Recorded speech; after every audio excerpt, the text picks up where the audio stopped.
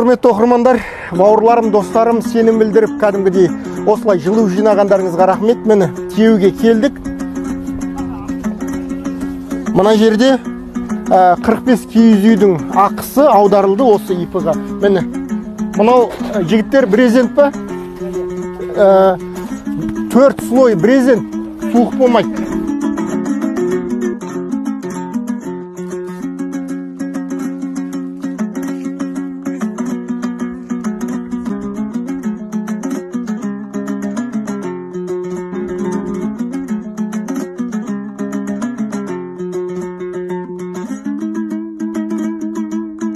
Міне 45 киіз үйімізді әуежайға алып келіп жатырмыз. 1, 2, 3 газель. Мұнан бөлек тағы да жаңа айтқанымдай қарапайым халықта өзінің киіз үйлерін осында алып келіп жатыр. Осы жерде қабылдап алып жайғастыра береміз.